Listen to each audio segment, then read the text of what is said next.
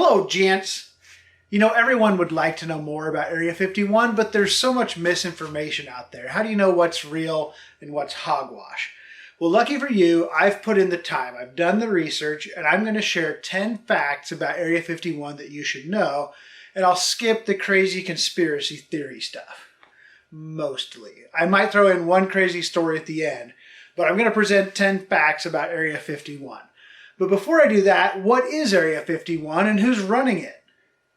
At the dry lake bed of Groom Lake, adjacent to the Nevada test site, is Area 51, part of the Nevada Test and Training Range. It was first used by the Atomic Energy Commission for development and testing of nuclear weapons in 1951, and then by the CIA beginning in 1955. The airspace over Area 51 has been restricted ever since the mid-1950s, and the box of restricted airspace has grown over the years. Area 51 wasn't officially acknowledged by the U.S. government until 2013. Over the years, there's been a power struggle at Area 51 between the CIA and the Air Force over who is running the show. By the mid-70s, CIA control at Area 51 had been phased out and the Air Force had command, but the CIA would continue working on projects alongside powerful and secretive contractors like Lockheed, EG&G, and others. So now let's proceed with the 10 things you need to know about Area 51.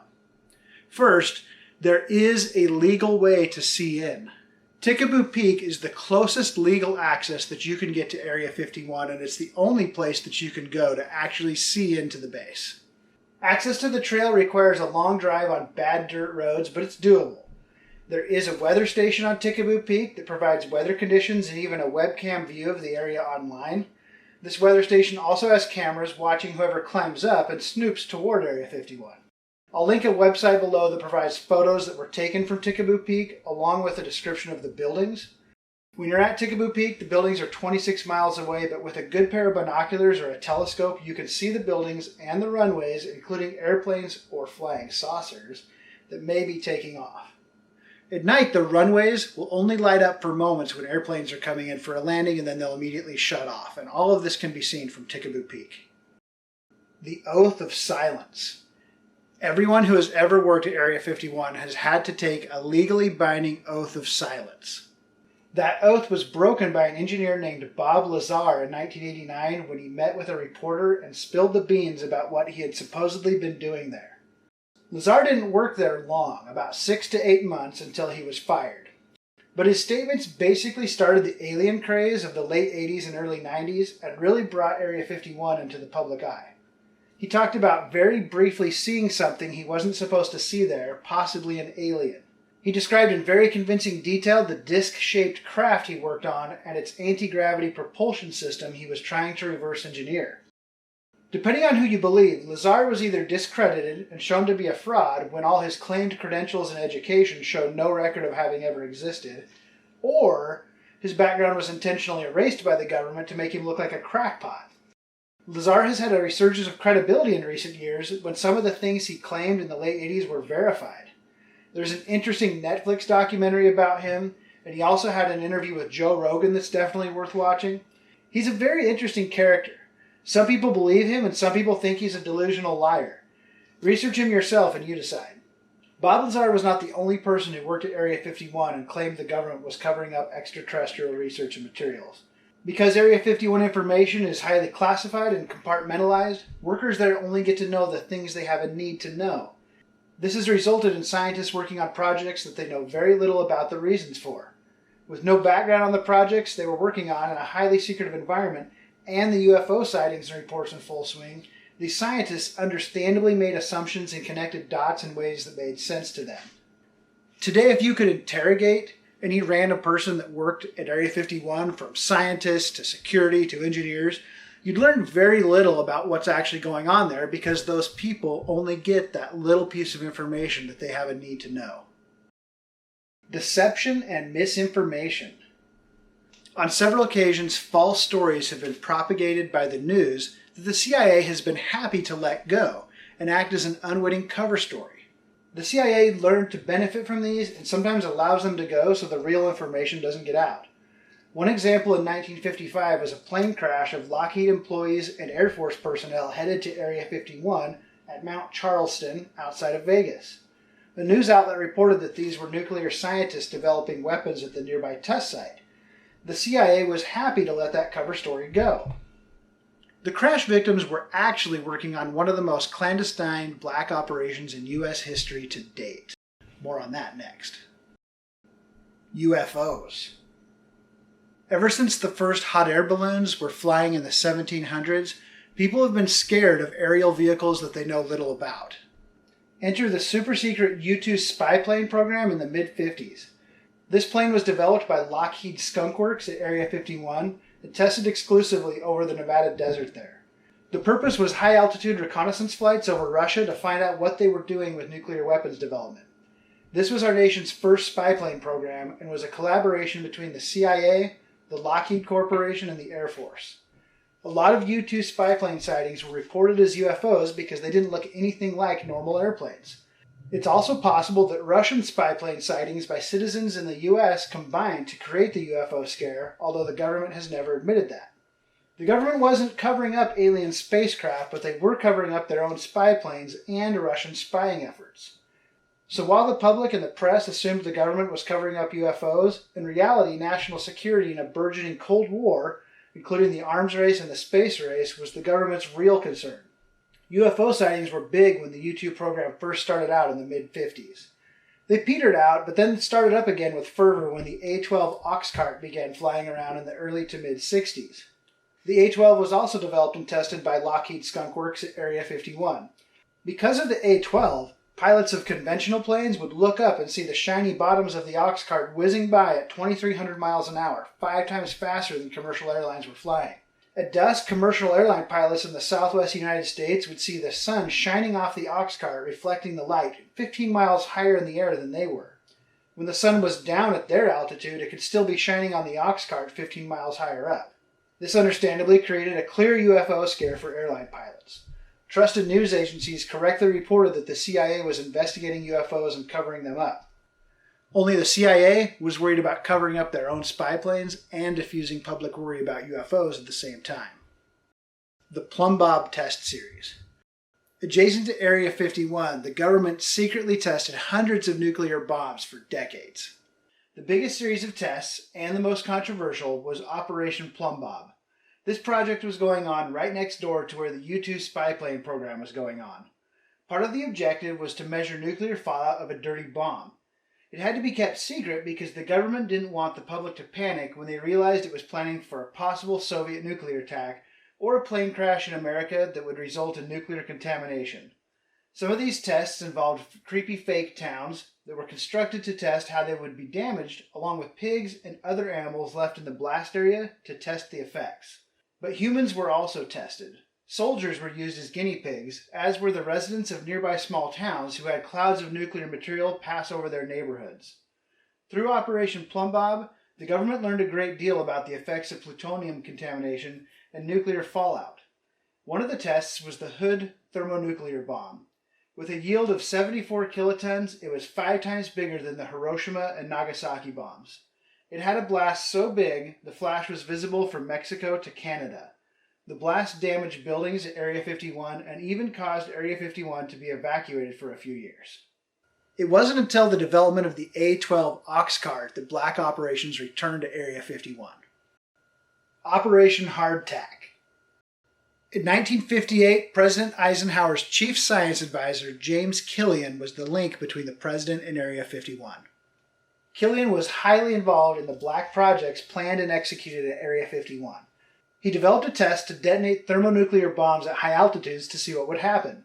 Out in the Pacific Ocean west of Hawaii at Johnson Island, the top-secret 3.8 megaton bombs, codenamed Teak and Orange, were launched up on missiles and detonated at and above the ozone layer.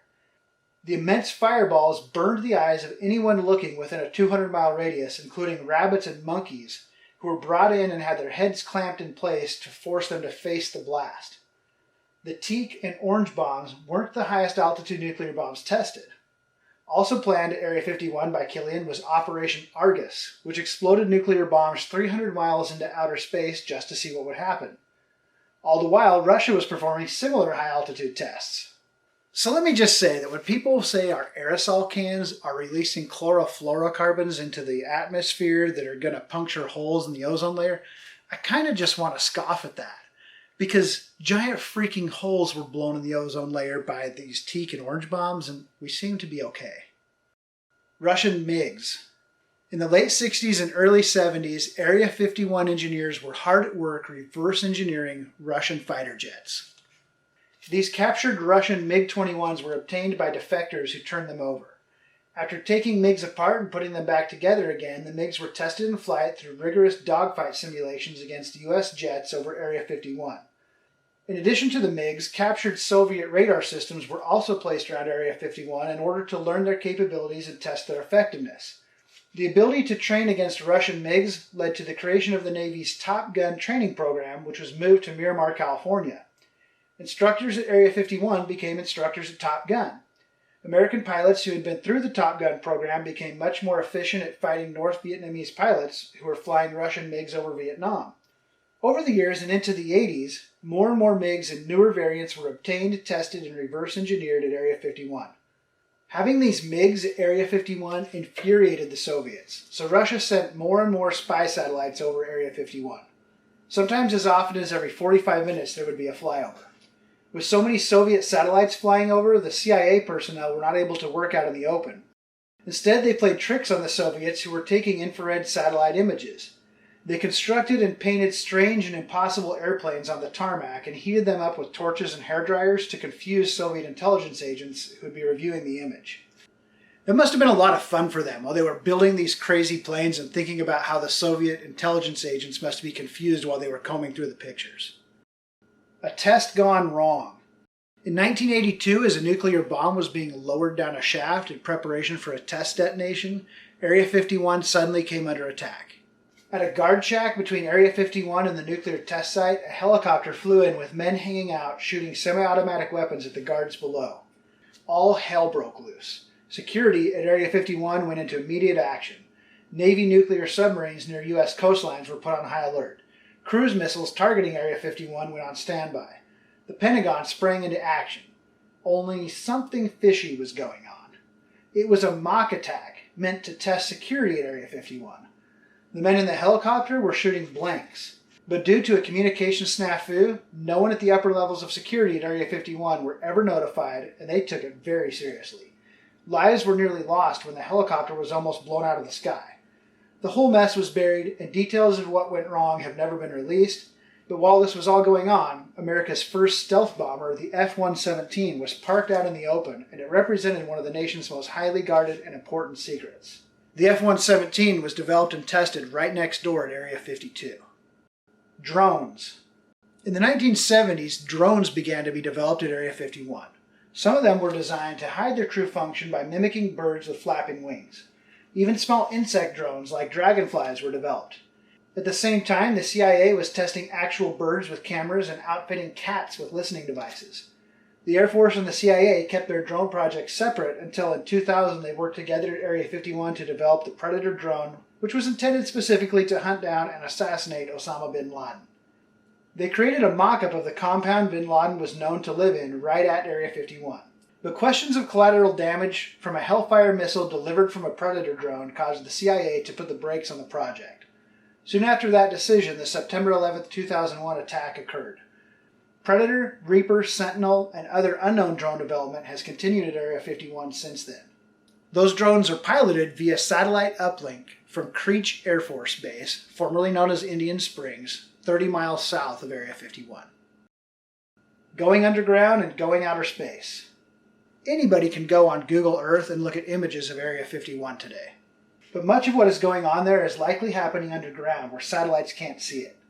Due to widespread overhead reconnaissance, nations have moved a large portion of their testing underground.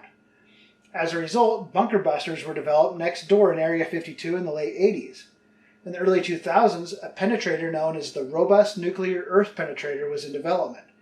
By 2006, the project went in the dark, and it's believed to have been moved to testing at Area 51. The weaponization of space is believed to be one of the main projects going on at Area 51 today. The Rods from God project is in an unknown phase of development. Also known as Project Thor, the idea is to drop solid tungsten rods the size of telephone poles from space that reach speeds over 10 times the speed of sound before impact. A large enough piece of metal moving fast enough can have devastating effects on a target without the nuclear fallout. The penetration power from one of these rods of God would be far in excess of any bunker buster ever imagined. If you want to learn more about any of these topics I've been talking about, I want to share this book with you, Area 51, An Uncensored History of America's Top Secret Military Base by Annie Jacobson. I've read the crap out of this book, and I've used a lot of the information in here for this presentation today. It goes into detail on many of the topics I covered, and it really makes the history come to life. There's one more Area 51 story reported in this book that has never been reported anywhere else, and it has to do with the infamous Roswell Crash in 1947. Through a series of interviews with one of the surviving EG&G engineers who personally worked on the project, the following crazy story is outlined in this book. In the late 1940s, Joseph Stalin wasn't just developing atomic weapons in Russia. Thanks to the panic caused by the War of the Worlds broadcast, Stalin wanted to stir up more panic as part of a psychological warfare campaign, and he did so when he sent the disc-shaped craft that crashed in Roswell, New Mexico in 1947. The crash wasn't a weather balloon or a weapons delivery balloon as it is widely believed today. It was the brainchild of two highly advanced German scientists, the Horten brothers, who were used by Soviet Russia after World War II to develop new aircrafts, similar to the way the U.S. had used former Nazi scientists to develop rockets as part of Operation Paperclip. Inside the crashed craft were deformed children who were human guinea pigs, and two of them were still alive, although in comas. Remains of the Roswell crash were stored at Wright-Patterson Air Force Base in Ohio for 4 years, and then quietly moved to Area 51 in 1951, which is when the area was named and how it got its name. EG&G engineers accepted the crash remains as part of an operation so secret it would never be declassified. The Atomic Energy Commission took over investigating the crash remains in partnership with EG&G. They set up at a secret area near Area 51 called S4, where the project of reverse engineering the advanced craft would be ran. They found Russian writing inside the craft. The disc-shaped craft was similar to the Horten 9, 10, and 13 models. The second part of operations at S4 was tending to the comatose but alive children on life support. They were victims of vicious surgical alterations. It was believed that Stalin had been working with Dr. Joseph Mengele, perhaps the most evil Nazi who ever lived. He had taken children with medical deformities and medically altered their heads and bodies through grotesque surgeries to make them appear like non-humans. Stalin's plan was to have the children climb out and cause widespread panic when Americans mistook them for Martian invaders. The EG&G engineer who provided this testimony stated there was much more dark secrets and black projects that he would never share, and he took whatever remaining secrets he had to his grave. So did all of that really happen? Who knows? But it's contained in this book, and if you want to read more about it in detail, check this book out. Now you know 10 amazing facts and one crazy story about Area 51. Thanks for watching. I'll see you soon, gents.